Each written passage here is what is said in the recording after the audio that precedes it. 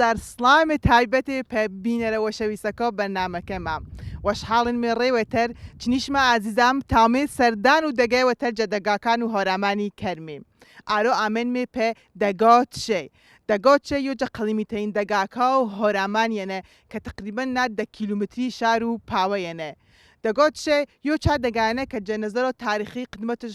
فرە کۆنا و جاذبەی گەردشگەری فرێش هەنێ دەگە هەر پاسەکەش فرۆشمم زاندێ ساڵانە گەشتیاری فرێ ڕووکەرا دەگەی یۆ چا جاذبە تاریخیاشە قەڵا پازگێنە کە گەڵەوە پێ فرە قەڵیمی و فرە کۆنی هەر پاسەکە چەمێ وەشەن بەنامێ چەمۆ هانەکوانی کە گەشتیاری فرێ و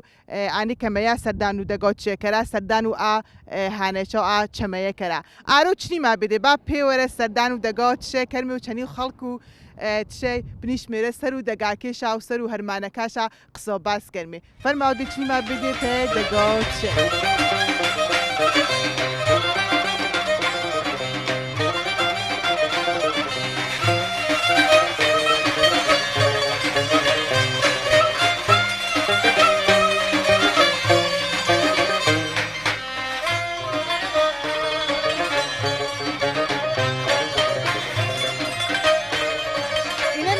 دەگات شێنێ هەر پاسەکە پشتۆ سەرۆم نەویندێ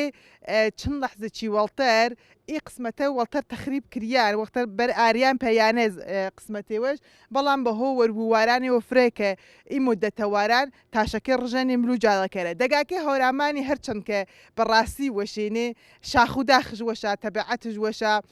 وفرۆکی وانێتەر بەڵام ئی سختی و ئینیشە هەنێ پەی خەڵک و دەگایەکە کە ئەپێسە ئی تاشێ ڕژەن سلام خاستێنی حاڵق دەسڵەوەش بەخە خاستێنی شکر بۆ ئاگەف خاستێنی سلامەتێنی ئینە ئی تاشێ چی ڕژێنی والله نییە کە وەروکەمەروچی خاکمان خاکبەرداری بێن و وڵێنە سە تەپانی جۆ ڕژانیش ئاختە کەسێ نەبێن وەرشەنە یا ماشینێوە هینوی هەش کەس نەوێت ناوەڵە سەختا بەرئاردە یانە بزەمینی چی منتەقەنە ئەرێ وەڵا سەختن گیرمانێ ئەرێ وەڵا شاخ و داخەکەش توێنێنێ ینی خاکەکەش فرەتەر توێنێنێ یا هەر خاکە فشەن یا هەر پسۆینەیە هەر تاشێنێ وەڵا هەر خاکوتۆنە فقط خاکوتۆنە وەڵا خاکوتۆن شۆکەن دەسڵەوەش بە یاخوای نەچکۆکەنەوە وەڵا کەشۆ دەسڵەوەش بە یاخوا ئەیش بە ڕەزا ئەوەڵوەهارێن برای وەجنامڵ چێشن ئاژوان کاکە ئاژوانی پاردەمە دەسڵەوەش بە یاخوا مەمنون دەسڵەوەش بە یاخوا مەمنون وەش بە یاخوا دەسڵەوەش بوو ئەیش بە ڕەزا ئەوەڵوەهارێجە شاخ و داخەکە و کەشەکان و تشێنە ئارچاپێمە هەرچەند کە حدودەن مانگی وەژمەنەن زمسان بەڵام منتەقۆ تشێ گەرمسێرتەرا و وەهارش زووتەرجە بەقیۆیاکەوە هۆرامانی مێ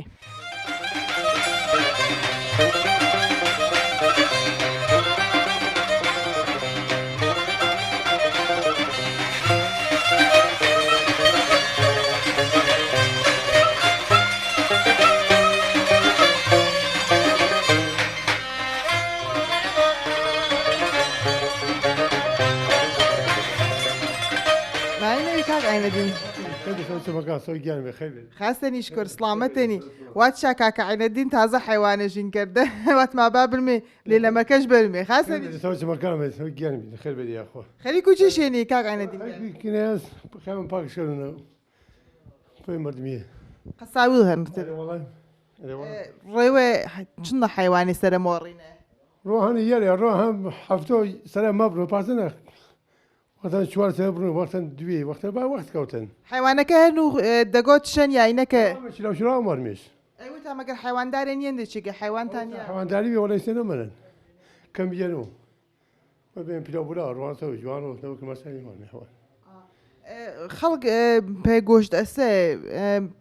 براسي متاو مثلا ريوانة جوش بسانو حفتانة بسانو خلقو دقاكي والله شخوازي أبو 5 سنة والله سنة شيء جوش دورين والله جوش دورين باك جوش دوريني وش شعولا كسب رش دقان هم نيا شو أبن جاكيهن شو أبن تاني قصاوية شيء شلون شو مالاشنا سبراني تفر ما هرمانا كل كره بوسا كش بوسا كذا كمان فايانو سنجمه كي ملاش بوسا كش استفادش كره أي والله هلو باتشكش هر شيء مسانس أواجي ما أنا مسانس باش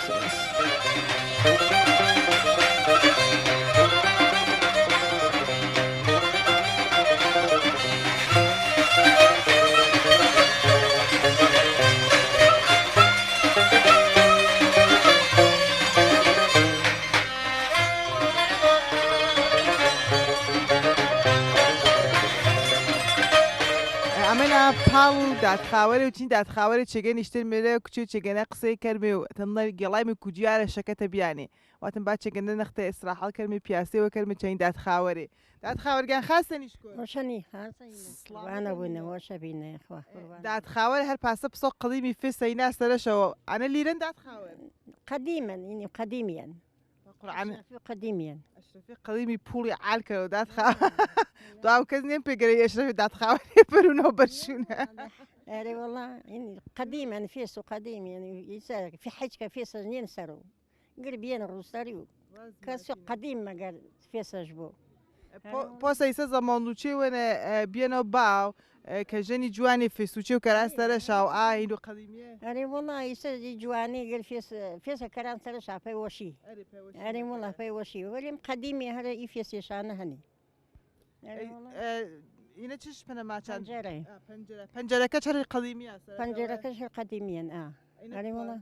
لا والله وين بلن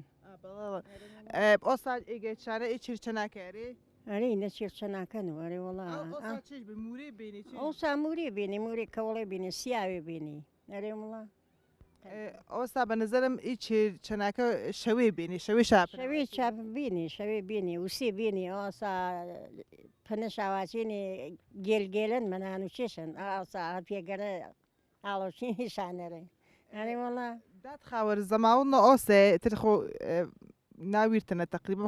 هەر چەند کەس و ساڵی ئەنچنان چنیان دادخاوەرە بەڵام حەسکەرمە سەر و زەمان ئۆسە چنی بچنی لێن داوە ژەنێ و چەنی دەستماچکەدا پاسە کچی و پێما قسەی کەری والله من مزانة نبدو شنو ئەوە چنی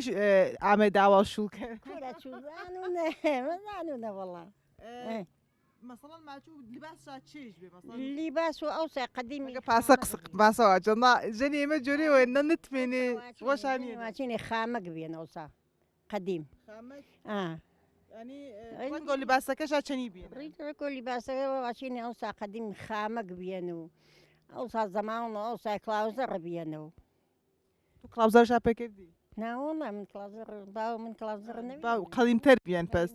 أي كلاوش تسرى بينو كلاوزر بوشينا بينو أي شيء جري والله یعنی منطقە ئێمە پوشینەش بێنە أي شيء كلاوزر يشحر بينه أري والله شناخي بيني أوسع أشي قنال شنيني دو قرانية كريني سرشا عصلي كريني سرشانو أي شيء أنا والله بەمە سەر وانەیەکە هامنی نەشمە ملدێ پە هێڵاو ینی قەدیم نلوين مهيلاو هر هێڵاوە داري بين نوين من تابل مهيلاو خەڵکی دەگاکیل وێنی پە هێڵا يلا أوسع يجا تشول بين حيش كذا نوين شيء قلوان هوزو هوار حيوان داري بيني هەوارش هەر هێڵاوە هيلاو بين سياسرن درت فينا أي شيء یێ دانێ هەوارێ وەشێ ئی منطقە یۆ هێڵاوە یۆ دەرەتفێ و سياسر سیاسەر تانێک کە ئەکسەرەن دەگۆچە دامداری بێنێ حیوان بين حيوان داري بين حيش كذا شنو نمن قديم دەگاکەشا چۆڵەکردینەوە والله عمل كسان وحيوان جنوي الوان باخوشي وايج نەشمە وێ تا چێشتاکردن والله من باخ ما بين من هاي مهانة كون نەدە هانەکوانە نە باخ و باختان چاگە أنا يشتري والله ئیسێش باخەکە هەر منەن و بلدێ سەرد هر منن والله هر من المدويش دەسەوەش بدات خا وش بداية حەکەڵ جن بلدێ باخەکەی چێش من الميلي باخكيت في ما هني وناري ما هني وزي ما هني أنا خجلي من باقرة ڕبنارگرتە وەشار والله تفتشنيه هەر بێوەیە بیدات خاوەرگیان تەمەند درێژە بیاخوا دەسەوەش بۆ یاخوا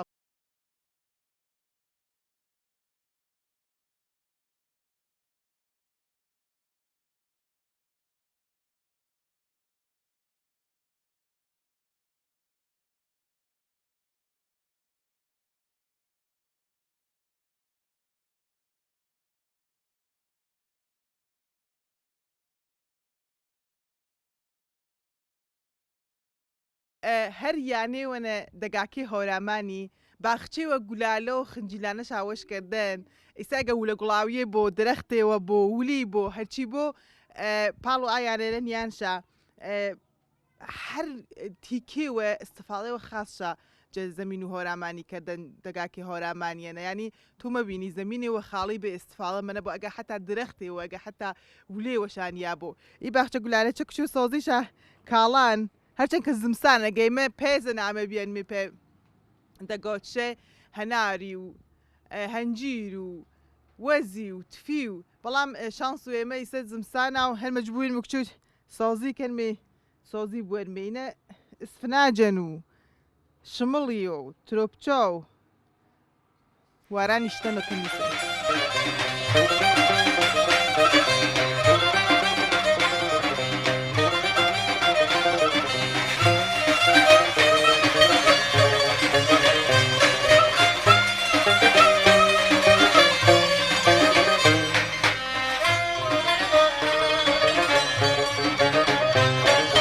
بقەزابیە ئەمە دوکانە گونیێنێ سریە گونیێنێنێرە وەڵێ گەچێنەکری و نامیڵ بزانونە بەڵێ باقی کاک باقی کاک باقییان ئێ گونیە کە چنیێنێرە چێشێنێ چەنەشا فێنە کولەن فێنێ پاوەیەنێ ژێمێشا کەرمی و دیسە چێگۆ لە شروع کردمێ بە ورەتەیشا جا من هەسروەم تفیشەنە هەرزان ساندێ دەیتر قانوژانم پاییزێکی 6 مانگی پوڵ ماوتەن سێچەمە گەڵمێشە شارەکانەرە و هەمیشە دەنگژمە تفی هەر تفەکەش باخەتف وێشەن پاوە دەیتر فەسڵ و بێشە ناوەختەی دە پولی عالکەرە سەلانتێ بازاری حتا وفتش کردن دەتی مەشێکی گەڵمێ پاییزێ ئەمسانی مێشاچێ بەسە بەنگیشا کەرمی پێی شارەکان ئێمە چن نوع تفیما هەنێ منتەقەوەیمانە کری و نامیشا بڵێ ئیتفێ کامشا عالتەرە توی ئەسفهانیە چکولی عالتەرەنێ ئەسفانیەمانێ توی زوەردە و کوردستانیمە هەنێ توی پاوێمە هەنێ تارانیەمە هەنێ ئەنواع و نوعات و توێمە هەن توی کولەن یەک نوعانێنێ نوعاتش فرن ئەوەڵ بەرما هەن و ئەوەڵ بەر هەن دووەم بەر هەن سێوەم بەر هەن ئاخرین بەر توێکی دەرەجەیەکە عالەمە هەنێ ئەوەختە ئەوەڵ بەرەکە دەردۆ چیشی مۆرۆ چون کەفێتش ناوە دووەم بەریش پێی دۆشایی و بەقیە دووەم بەر پێی دۆشایی باقی چشکێ بە حەد و وێشەنە پێی واردەی تا ئاخرین دەرەجەیەکی چش پێی واردەی مهرە مشتری ئەسڵی تفاکێن مەسەن ئانێکە ئەکسەرن تارانە تاران نسبهان بالاخره شارە گەورەکان و ئێرانیانێ فقط ئاژیل ورەشێکی ئەمساناشە منتەقۆی مەمسانە نو منتەقەوە من و منتەقە و کوردستانی و مەشەدی بەسەلێ کولەن چکول و نەختو و ئێرانی و واردەمۆمیۆ تفی معمولەن یانە منیێشەرە بەنێوەش پەنە مەشۆ خراوەمەوە چنی ئیتفانە هورگیر دشمەکە خراپێمە بە قرشاهن مەشۆ قرشا بنیێنە تاکێ کرمی نەورانی تویکە یاگی شەلجیش بۆ خراوەمەوە نگاداریش مشۆ یاگی فێنکەنە بوو هەوا بۆرە بالاخره فرەلی و کارتونیێنە نەمەن و هەمیشە دایمە مشۆ سەرۆکاریش کەری پانکە بالاخره یاگی هەوای ئازانێ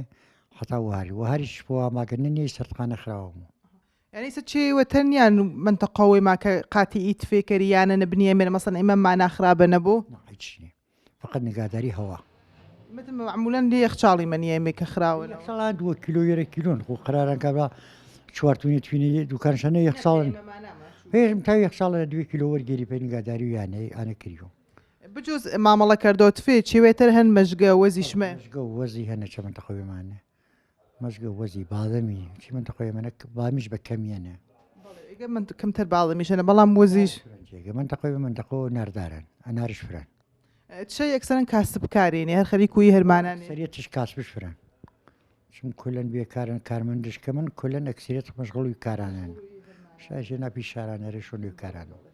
دەیخوا دەستاوەش بۆ بەرەکەت بڕی و بە ماڵی تا دەسەوەش بێ خاش پێش دەسەوەش بێ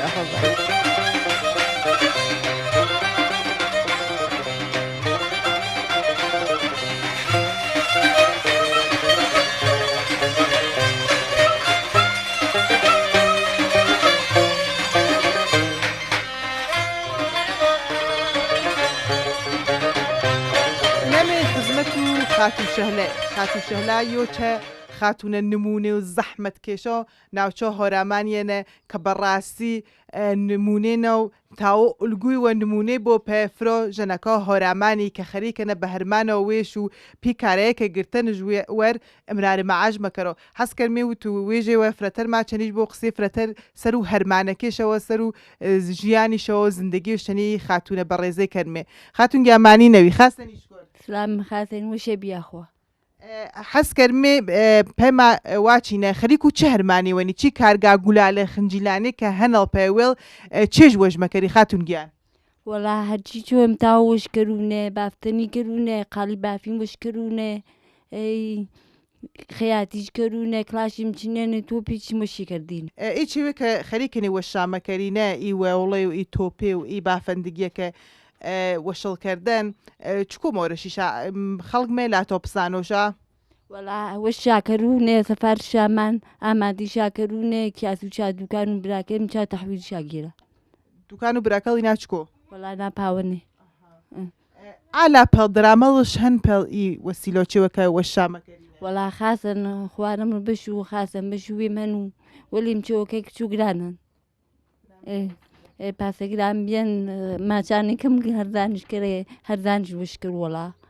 خات و شەهلاگیان حەز کرد و بزان و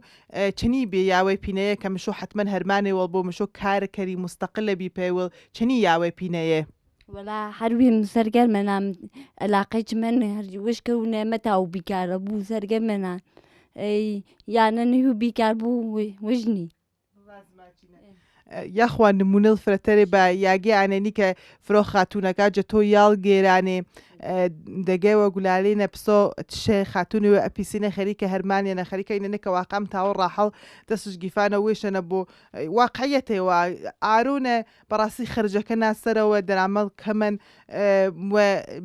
دەگاکانە دروستن یاگی پسۆ مەسەند تشێ و ئی دەگاکە کار و باخداری هەن کار و دامداری هەن بەڵام پاڵی چەنە هەر خاتورەکەی خەریک و هەرمانانە تەریانێ کە کومەکەوە بۆ پەیانێ و پێگیفانە وێش ئەپتاوە مستەقلێ بانێ تۆپەوە شەمەکەرینە وێوڵێ و ترچیشی تەر رووسەکی و تۆپی و وەڵی و لیفی و حەمامی و دەستەگیری و لباسی زاوەڕانی و یانان گروش کردونێ وەختێ ئامێمێ سەرۆکی کوجیەکێنە زاوڵە گولالە گولالێک ناچە گولالە گولالی وێوڵەکەی خاتو شەهلاشا دەستەوە بێنێ و خەریکی بێنێچنی وێوڵەکە خاتو شەهلێ گەمەکەرینێ تەبیعەت و چێ و وێوڵێ خاتو شەهلێ و بەڕاستی زەریف بێ لێ کوجیەکەی چێوی دەستساز وێوڵێ دەستسازێ خود و خاتونەکە دەگاکەی نادەست و زاڵەکەەوە و گۆرانی شاپۆرە ماچاو فرە دیمەنێەوە فرە زەریف بێ کە کوجەکەی لە ئامێمێ سەر زاوڵێ دەگا و شێر وێوڵێم سانە ئەری وەڵامیسانان وشامی و رووسەکی ماران هەمیشە ماشەخراوەمان نەکردینێ ئالینی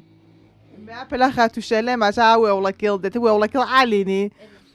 ماچانە وێوڵەکێڵ خراوێمان نەکردینێ و گەمە شاپ نەکەرمێ یاخوا تەمەندرێژە بی یاخوا هەمیشە سڵامەتە بی دەسڵوەش بۆ 250 ڕەنگین بۆ خاتو شەهلاگیار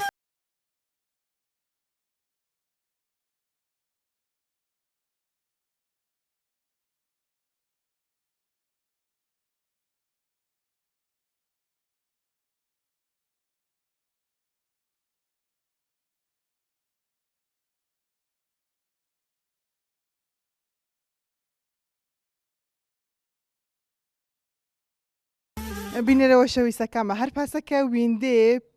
پەشتۆ سەرۆ منەوە سریە یانێ قەڵیمیە هەنێ کە هەر پاسە کۆن منێنێوە بەڵام پاڵ و یانە کۆنەکانە سریە یانێ تازی وەشێ بێنێ کە بە مەعماری ڕۆی ئارۆ بە سەبکۆ ئارۆ وەشێ بێنێ دیمەنێوە وەشن بەسڵا یانێ کۆنێ پاڵشەنە یعنی بە معماری و سەبکەی جەدیدە جاروبارێ لێ دەگات شوێنە ویرمە یانە کۆنەکەی هەنووز هەر منێنێ دەگات شێ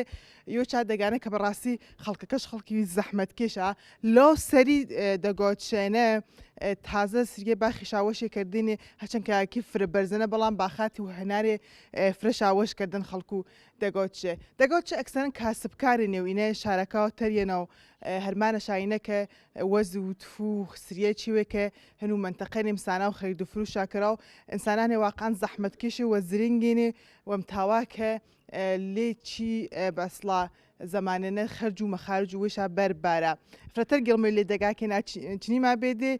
ئیشەڵا کە شەکەتی نەوێ دێ چەنیمە هەرچەند کە ئێمە هەرچی گەڵمێ بەڕاستی فرەتەر لەزەت بەرمێ چوون دەگەیەوە فرە وەشەنە چەنیما بێدێ کوجیە بە کوجیۆ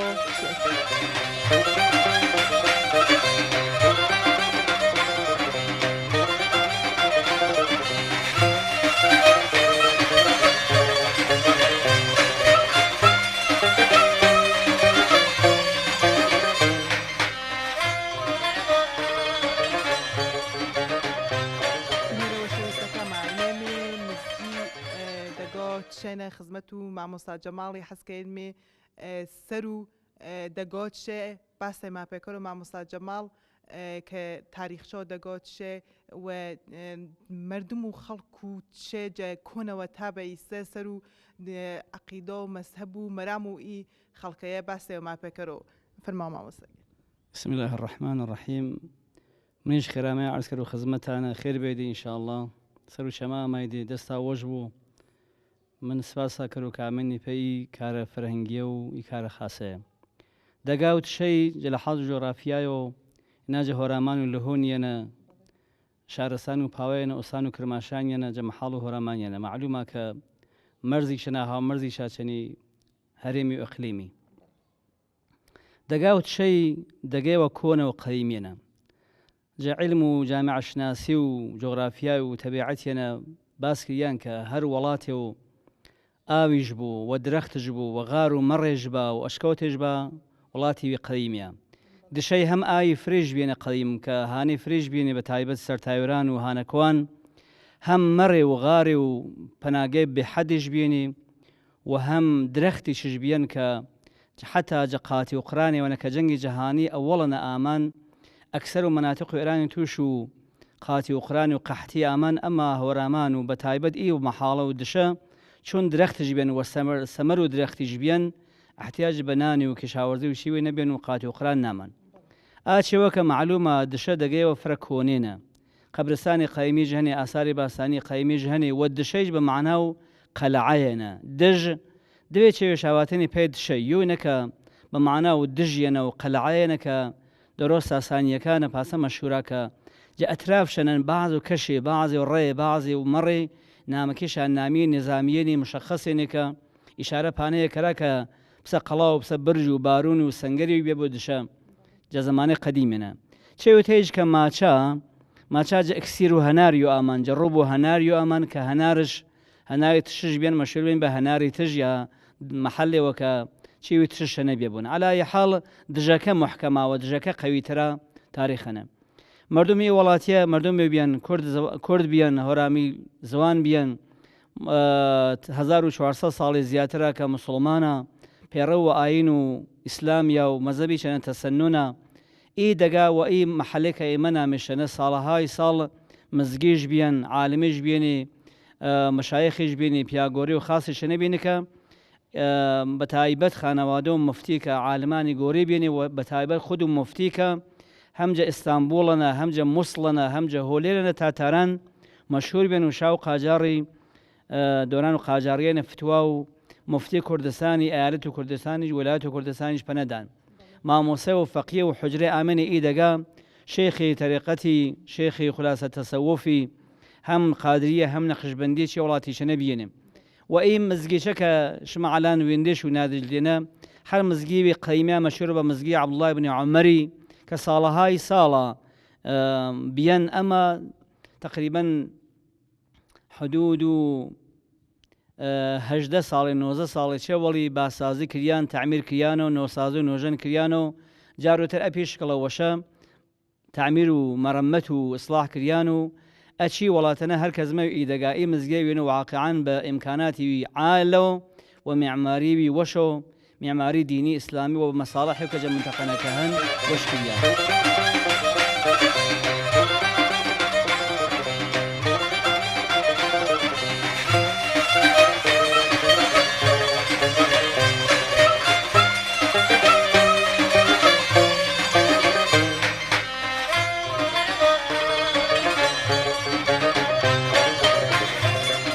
خزمەت و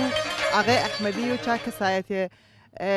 پایە بەرزە و دەگۆتشێ کە بەڕاستی ساڵهای ساڵن خزمەت چاکەدەم پێی دەگەیە و حەسکەیرمی قسە و باسێمە سەر و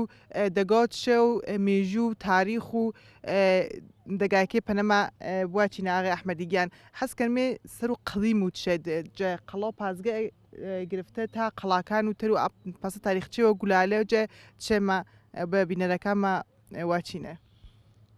سەر و چەمان خێر بێدی یاخوا ئینشاءڵڵا هەمیشە خدمەت و ملەتی نەبیدی وەڵێ گرچی وێنە سپاس تا عرسکەونێکی ئامین دێ پێی دەگاوت شەی دەگاو دشەی هەر پاسە ویڵ زانینێ ئەسڵەنە دژی و گیریان دژی گیانی قەلعە دژە بیان کەم ڕۆشنبیری سەرۆکریان و بیان بدشێ چون واتەنشان دژێ بە خاطرەوە قەلعانەوە بێنێکی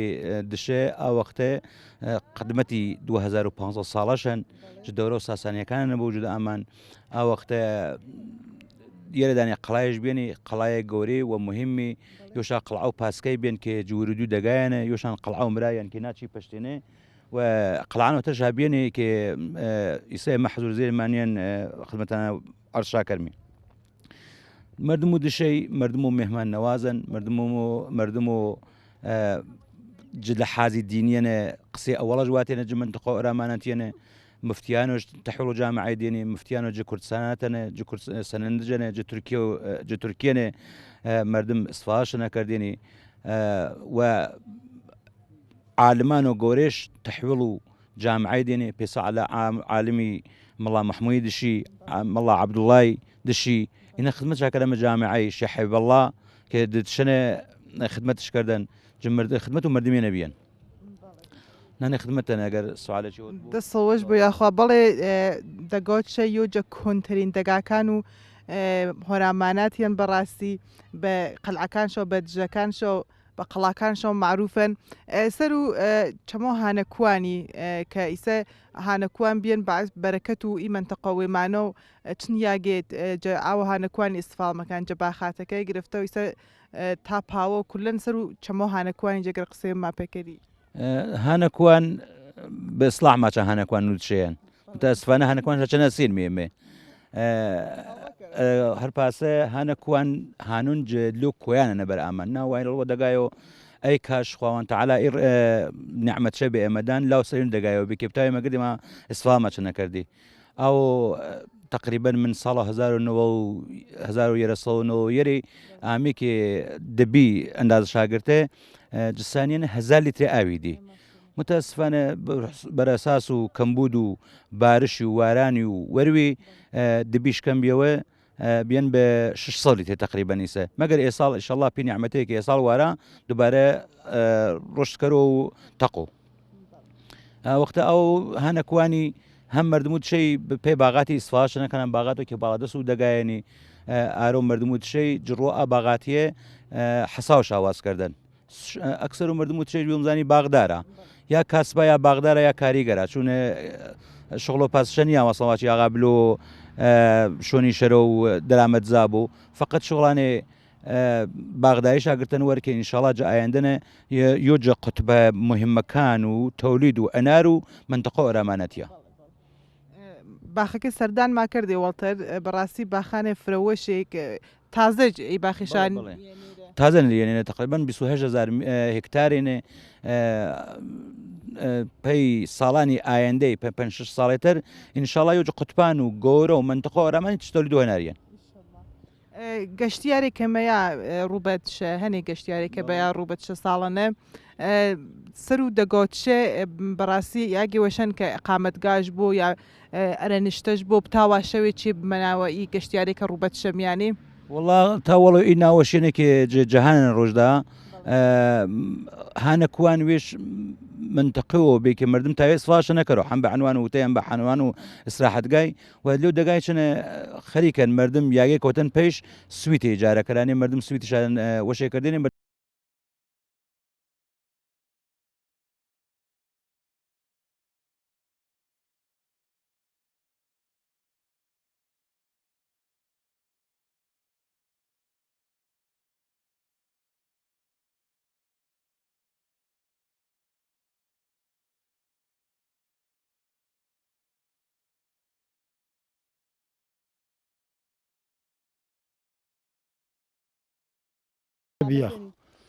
کریۆ نامێ بزانمێ وڵاتی مەکریۆ قەیشە نامێ من علیوەیسە قادریە کاک علی وەزگان بێ قەزابی یاخوا حەسکەرمێ ئینەمێ باخ و هەناریەنە ئی منتەقە باخ و هەنار و چێن کە ئینا سەر و دەگۆت شێوە حەسکەرمێ سەر و باغداری و کەڵەگنیە جە قەدیمەوە حتا بەعارۆ سەر و باخان و چێوە باخان و هۆراماناتی ئەگەر قسەی ماپێکەری وڵا عەرز بۆ ئیسە ئی باخەینێ ئیسە چەم تاپەنەگن و چێگەنێ وڵات هانەکوان لولەشا کێشان و ئاوی شاوردنە پێی ئینە زەمین و زاری قەدیمی بیان کشت و کاڵی قەدیمی بەگاو بیلاتێش بی کاڵیان زەمین و زار بیان وڵا دەست شکر پێی خۆی الحەمدوللا ئاوی شاوردینە چ هانەکوان ئیسە بیان باخە ئینەنە میویندێشا جەناب تا چەم تاپە نەگن و ئەرزۆکەر و بیان باخە و هەنار و بعض و تفوچێوی چانیان هەر مێوەی چەند تا ئەندازۆ شکر پێی خۆی وەڵا خراونێن باخەکەی خاسێنی ئەرزەکە و ئینە هەلایۆ سارایش بۆ کەڵک و چێوش گەرەک نێن و فەقە خڕۆ چێ دلێشەنە بێەوە لاش ئاوەردەن و بە بێڵە و ئەگەر تەنەی هەلایۆ چۆ لێژ بۆ لاپا بۆ یانە دیوار شانیان مەسەن یە ڕزنێ درەختێ دیوارە شابەیەنیان بۆ نوانە سارای بۆ واران نەشۆرۆشەرێ خاکەکەی نەشرەوە وارە نەشۆرۆرە ئەرە وەڵا ئەی قەدیم ئێگە باخ و باخات نەبیێن هەر کەش بیان ئینە کەژ نەوێن کشت و کاڵی قەدیمی دەگایە بێنە کشاوەردی گەنمە بێنە یەوە بێنە گلەنی بێنێ کاڵانشان ئینە حزورەن گر کاڵیان من چەمێوێم دیێنم و ئامینانێ کاری چم کردن حتا هیتەشکردێنە و کشاوەردی بێن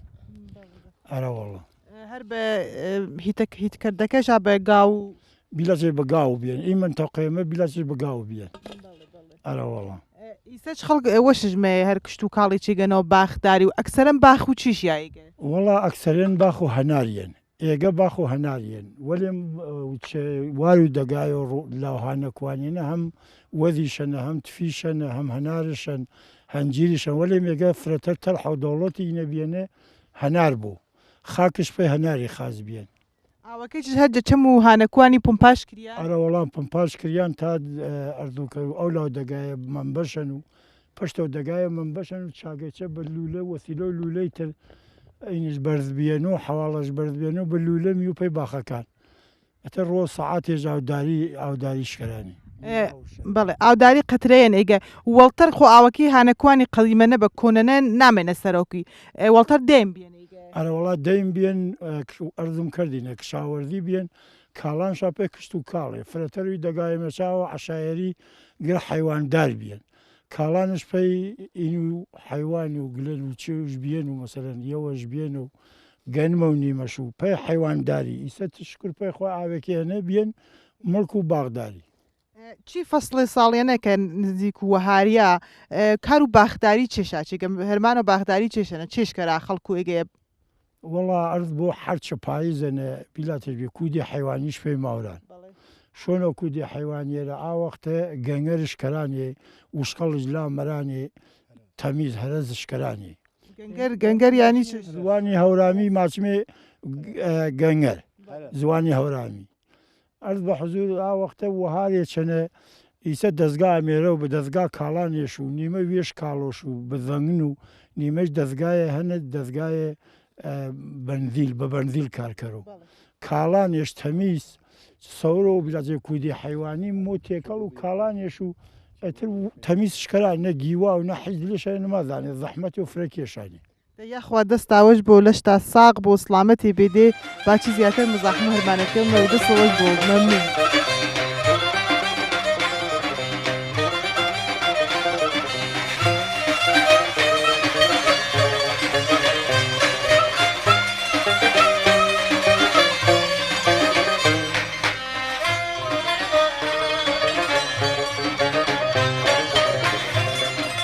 بلال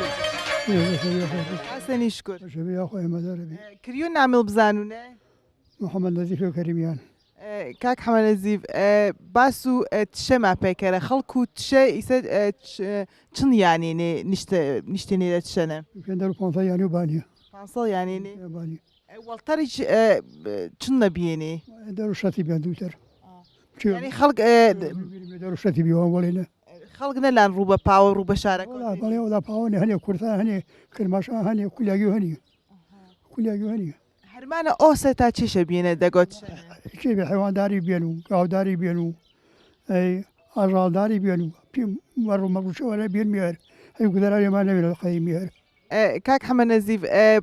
اوسا تشنه ويجنكري بيني تشمج ويجن تا كردن ولا بيني اي والله بيني ويجن كم كشيل وين دي بي ويجني كشو دي شبيه من الدرثاني الويني مثلا أودان الويني كل يقولين باترنا سەخت بێ وێژەن کردێ والوێنی ئەرە وەڵڵام نەسەڵدا مەسەڵ چی بە کۆ هەڕ بەردێ بەڵام کۆکە ئاوێ بەردێ کۆکە نەردی سەری بێ هەڕە بەرێندە سەر و کەشەکە بخۆڵێ بەڵێ بکۆڵێ شەر دەنگی وەشی قەڵیمیت چەنە کێ بێنێ کاک حەمەنەزی ویشیشی واشمێ دەنگ شاوەش بێ بۆ گۆرانی شاواتەی بۆ هۆرە شاکە ئەمەرە خۆلەکە حی دەڵخوا بێ و عەزیزی فەرەجی بێ و ئەبادە دەست و پەنج نەفەرە بێنی هەر دەنگ شاوەش ئەحمەد دانش مێهر بێ و ناوتا گۆرانی باشی بێنێ فەقەی سەنا سەکات نێن دەستەوەش بۆ یاخوا کاک حەمەنەزی گە